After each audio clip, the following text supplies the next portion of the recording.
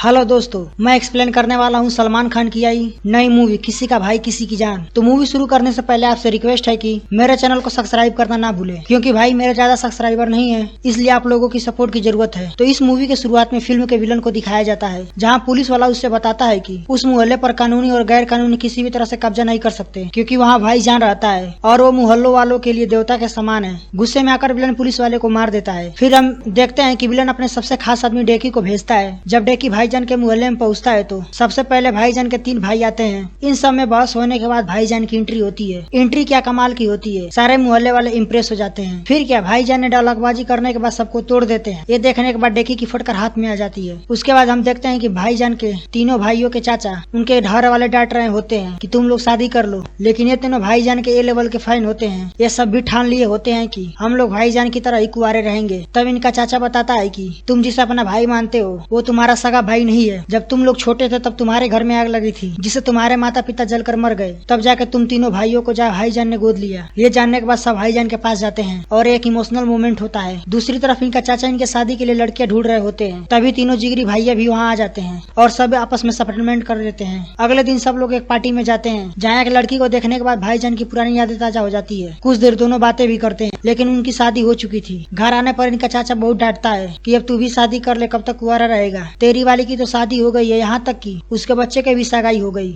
लेकिन तीनों के सामने चाचा एक शर्त रखते हैं, अगर तुम्हें शादी करनी है तो सबसे पहले भाईजान की शादी करवाओ। अगर तुम उसे शादी करवाने के लिए राजी कर लेते हो तो तभी तुम्हारी शादी भी होगी। ये सब गार्ड से यही विनती कर रहे होते हैं, तभी हीरोइन की एंट्री होती है, जिसका नाम भाग्य लक्ष्मी होता है। ये तीनों लड़के भाईजान के लिए इसी लड़की को पसंद कर लेते हैं और ठानते हैं कि भाईजान की शादी इसी से करा के रहेंगे। फिर भाग्य लक्ष्मी को उसी मोहल्ले में रेंट पर घर दिलाने की बात करते हैं। उसके बाद हम विलन को देखते हैं, जो एक अंडरवर्ल्ड डांस से उस मोहल्ले को खाली कराने के लिए सुपारी देता है। अब भाग्य लक्ष्मी से भाईजान के घर में ही रेंट के रहने लगती है। ये सब इनका प्लान होता है कि भाईजान को कैसे भी करके इस लड़की से शादी करा देंगे। फिर ये सब एक प्लान बनाते हैं कि भाईजान को शादी के लिए कैसे मनाया जाए। जब अपना हीरो जिम में होता है तभी उसके गुंडे हमला कर देते हैं, लेकिन हीरो तो हीरो ही होता है। उसके बाद अपना हीरो सबको एक एक करके ठिकाने लगा देता है। अगले दिन जब हीरोइन हीरो को पटाने की कोशिश करती है तो, लेकिन अपना भाईजान तो सख्त लौंडा है। फिर अपने हीरो को थोड़ा सा मॉल में घुमा फिरा कर उस पर चारा डालने की कोशिश करती है। अगले दिन सब एक साथ डिनर करते हैं। अब तो भाईजान के मुंह में भी लड्डू फूटने लगे थे। जब दोनों एक साथ शॉपिंग कर रहे होते हैं तभी एक तेजी से कार उनकी तरफ आ रही होती है और कार में अपने हीरोइन को बचा लेता है। मोमेंट है भाई, मोमेंट है। अगले दिन उन तीनों भाइयों के गर्लफ्रेंड आकर अपने हीरो के गर्लफ्रेंड से मिलती हैं और आपस में सेटलमेंट कर लेती हैं, हम चारों और वो चारों। अब तीनों भाई भी यही आ जाते हैं। तब जाकर भाग्य लक्ष्मी को पता चलता है कि भाईजान इनके लिए शादी नहीं की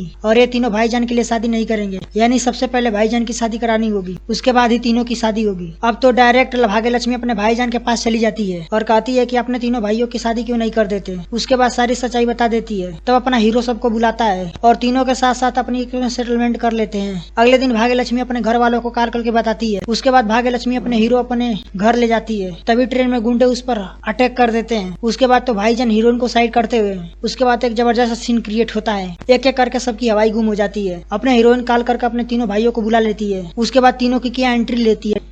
चारों मिलकर सारे गुंडों को ठिकाने लगा देते हैं। स्टेशन पर उतरते ही डेकी भी मिल जाता है। तब भाईजान पूछते हैं, डेकी बताता है कि हमला मैंने नहीं कराया और ना ही आया हमला आप पर हुआ है, ये सारा हमला इस लड़की पर हुआ है। कुछ देर के लिए सब सोच में पड़ जाते हैं। डेकी ये भी बताता है कि हमला कोई और नहीं महावीर नाम का एक गुंडा करा रहा है। सब फिर घर आ जाते हैं। आखिरकार में हीरोइन हीरो से सगाई हो जाती है, लेकिन शादी के हंगामे में उसकी बूढ़ी दादी का तबीयत खराब हो जाता है, लेकिन बुढ़िया पर लोग सुधार जाती है। फिर एंट्री होती है मूवी के मेन विलन की। दरअसल ड्रग्स का धंधा करता था और इसके बाप ने इसे पुलिस से पकड़वा दिया था, इसलिए विलन हीरोइन के पीछे यानी भाग्य लक्ष्मी के पीछे पड़ा हुआ था। विलन का कहना था कि अगर वो मेरे पैर पर गिरकर माफी मांगेगा तो मैं उसे बख्श दूंगा, लेकिन अपने भाईजान को डायलॉगबाजी करते हुए वहाँ स्टाइल में निकल जाते हैं। उसी रात विलन इसके पूरे परिवार को खत्म करने के लिए कुछ गुंडों को भेजता है। फिर क्या, बार बार वही सीन क्रिएट होता है और उसके तीनों भाई मिलकर सबकी बैंड बजाते हैं। तभी अपने हीरोइन का भाई फाइट करते हुए देख लेता है। ये कभी नहीं चाहता था कि मेरी बहन की शादी एक वायलेंस लड़के के साथ हो, इसलिए उस पर भड़कने लगता है, लेकिन अब करके भी सकता है। अगले दिन विलन के घर आता है और अपने हीरोइन के लिए उसका भाई का विलन का पैर छू लेता है। यह बात अपने भाईजान को पसंद नहीं आती है। अगले दिन जब पूरा परिवार शादी के मार्केटिंग के लिए गया होता है, विलन उन्हें रोक लेता है। फिर यहाँ एक जबरदस्त सीन क्रिएट होता है। यहाँ तो अपने हीरोइन का भाई भी जलवे में आ जाता है और सब गुंडे को मिलकर मार देते हैं और ये मूवी यही खत्म हो जाती है। मुझे तो ये मूवी बहुत बकवास लगी। आपको कैसा लगा है कमेंट में जरूर बताएं।